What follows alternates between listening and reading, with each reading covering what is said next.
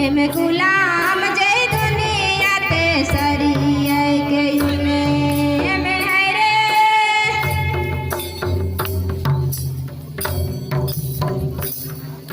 इलागे नम जो डूबे ताईडा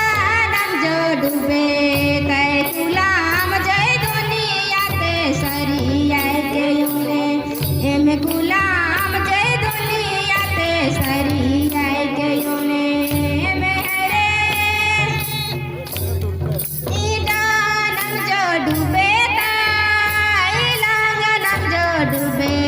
तय गुलाम जय दुनिया ते सरी आई के यूने एमे गुलाम जय दुनिया ते सरी आई के यूने एमे है रे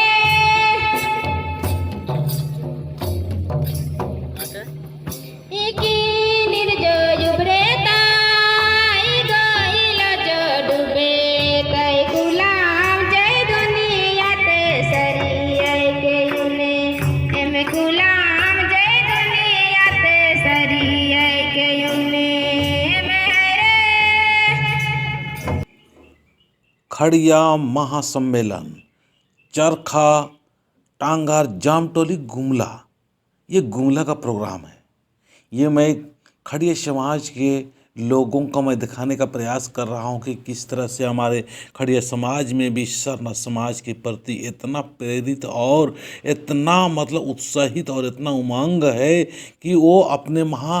सम्मेलन के द्वारा एक ऐसे माहौल या ऐसे बच्चों के ऊपर में सरना समाज के प्रति प्रेम पैदा करने की कोशिश कर रहे हैं, ताकि बहुत सारे हमारे समाज के लोग अन्य समाज की तरफ जो भटक चुके हैं या चले गए हैं, या बहुत सारे लोग अपने समाज से जो नफरत भाव हो गया उस भाव को समाप्त और ख़त्म करने के लिए जो पहल किया जा रहा है, और बच्चों को एक तरह से इस तरह से शिक्षा दिया जा रहा है गिने चुने अगुवाओं के माध्यम से, जो कि बहुत ही बेमिसाल और बहुत ही बेहतरीन है। हमें सचमुच आज हमारे सभी लोगों को इसी तरह से प्रयास करते रहना होगा। सोचते रहने से, विचार करते रहने से, केवल सोचना विचार करते रहने से है कुछ भी नहीं होगा। आज हमें बहुत ज़रूरी है सोचना विचार करना, साथ साथ में एक्शन लेना, कदम लेना, और कदम लेने के बाद में हमारे समाज को खुशनुमा और अच्छा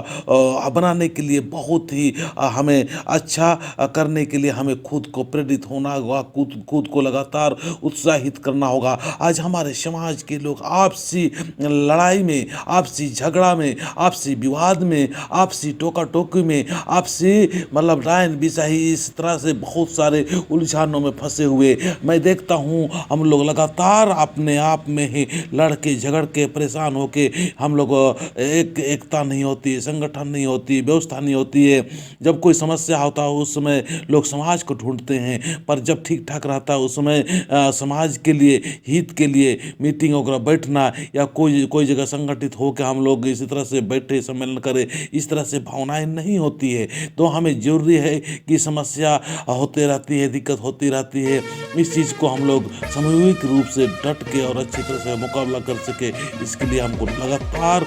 बैठक करते ही रहना चाहिए। जय धर्मेश।